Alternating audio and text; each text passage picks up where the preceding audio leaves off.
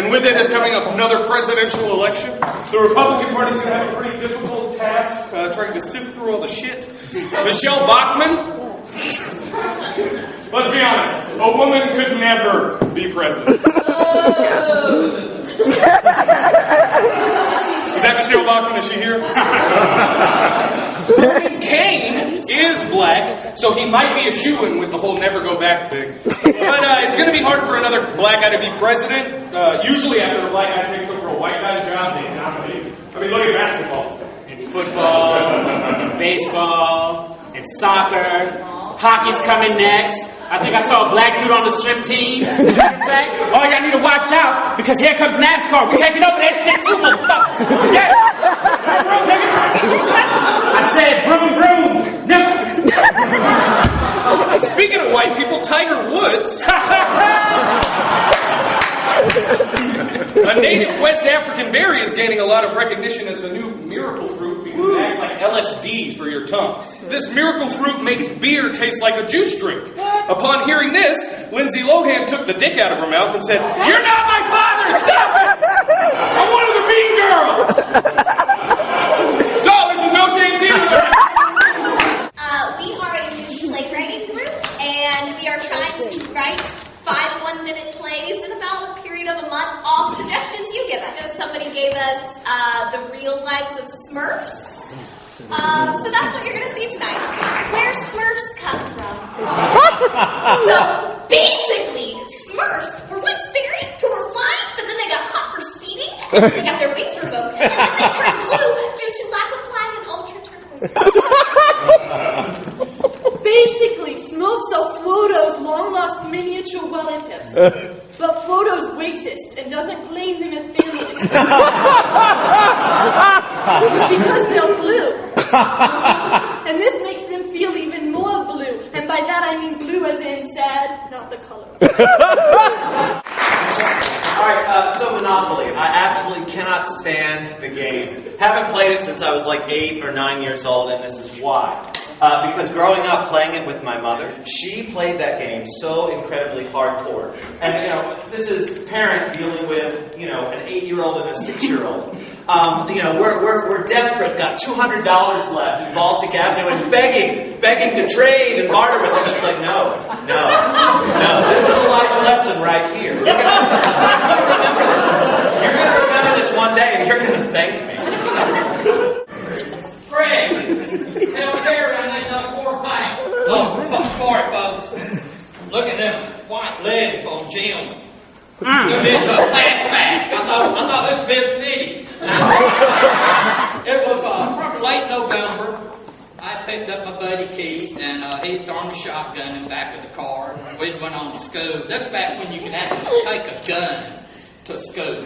We were not smart, but we were smart enough to know you don't go around shooting people, Because if somebody started shooting at school, all of us would run out to the parking lot, got our guns, and killed your ass. Keith and I went back to the house, and we were going to go hunting. We didn't change out of our school clothes. So I'm wearing new blue jeans. A few times I had new ones. I'm working up the hill. He's working down at the tree. I'm walking along. Boom! There's the blue jeans! Mama is gonna have a damn conniption bitch! Got holes in them! I'm in trouble! This is a new pair of blue jeans. And the amount of time I noticed, oh God, I'm getting blood stains on them too. But if you ever go hunting with Keith, make sure Keith's about 50 yards away from him.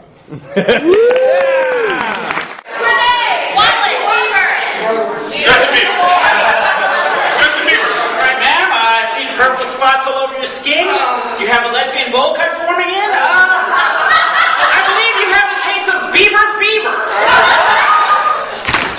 Tell us about the good old days, Grandpa. Well, they used to call me the Beeb. Yes. Yeah. And you're going to listen to him. He's telling about how he used to tour the world with all those rappers.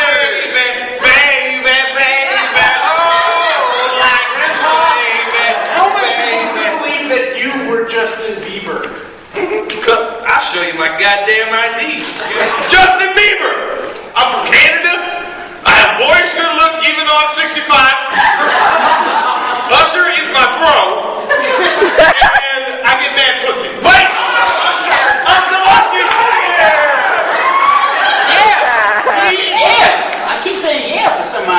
remember when you were like 35 and I was like 14 and you like hung around me all the time? And you used to sit on my lap. Yeah. This is called our Smurfs in Blue. Here we are, corner of Sunshine Boulevard and 82nd Street. The toughest beat a Smurf cop can walk. Who's that? It's Brady Smurf. He's my partner. Until those sons of Smurfs in the mushroom trafficking business turned him into their new kingpin. Brady, I'm taking you downtown tonight. I think not. You know why? Because you're going to be too busy taking your new partner to the hospital. Or maybe just the morgue. No! What do I do now? What the Smurf do I do now? I'm talking to you guys about love like no other. A love like no other. How many of you guys are in love?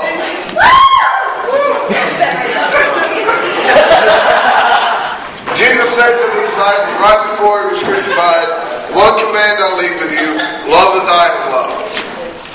He didn't say love as you love, because a lot of them weren't very loving, and they smelled like fish. Whenever we hear things about love, we often think to ourselves, oh, there's a little prickly feeling in the back of our neck. And you think that's love. You think wow, that's the epitome of what love is. That's not love. It might be a cold, I'm not sure. Love is a promise. It's a promise, not a feeling. Because feelings fade away, but promises remain.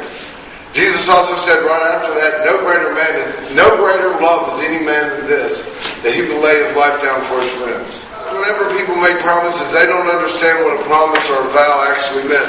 In the Old Testament, what they do is they cut an animal in half, they split it in two places, and then they make you walk through the animal's blood laying all over the floor, which would be really gross. You get all sticky. Because what you were saying to everyone around you is, should I break my promise to you? Let that happen to me. Let me be cut in half and somebody walk through my blood, and then their feet will get all sticky. Love as only God can love. And you know what that means? That means you have to love people regardless of who they are. Find a love like no other. Maybe you won't lay your life down for your friends, but at least lay down your pride for them. Maybe you tell them every once in a while, hey man, I love you. Lay down your pride at least. Make a promise. And when you make that promise, stick with that promise. So, cat sex, number one, doesn't exist, okay? Cats, all of them come out of a hole in the ground. It's like a volcano, but instead of shooting lava, it shoots out cats. You're there when a cat first comes out of the hole. It will try and force you into its mouth, down its throat, and into its stomach. The reason cat sex doesn't exist is because cats are little balls of Satan. Okay? Why would anything that cute be also that horribly mean? A cat is like a grandmother. You always have to take care of it. You always have to clean up after it when it shits. You have to feed it. You have to talk to it even though it won't talk to you back. It's horrible. I'm saying all that to say this. Since cat sex doesn't happen, the next time you see a cat, kick it. Just kick the shit. Because another one's just going to come right out of that hole and try and eat you. Cat sex. How y'all doing tonight? Woo! I've been on a real tip lately about how everything is theater and all the world's a stage. You know, from the classroom to the courtroom, and from religion to politics. It's all theater. You know? But on the other end of the spectrum, you know what I'm saying? What you have is you have really brutal people doing really cold-blooded things. You know what I'm saying? To grasp that element of theater, so that they can, you know, be seen and be heard on a massive level, out of desperation. And I rap. I don't know if y'all dig on the hip-hop. Yeah. Way of life and self-mastery for me, so it goes, what's up? It's Minister Flux.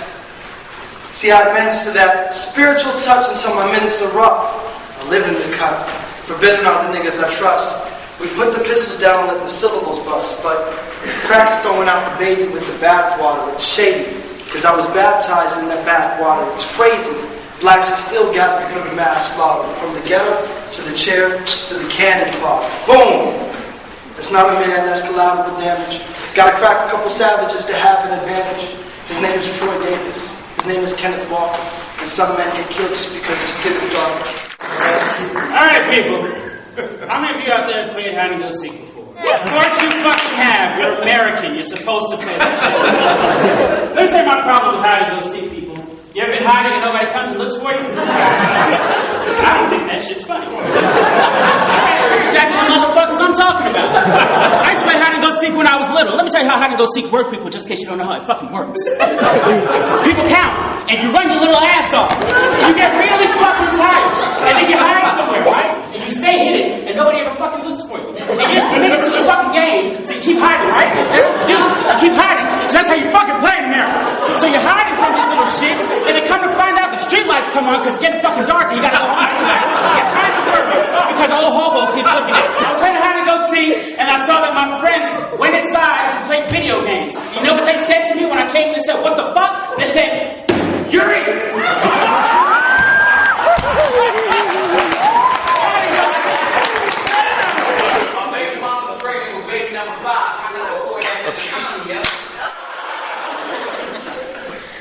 Hangers are cheap.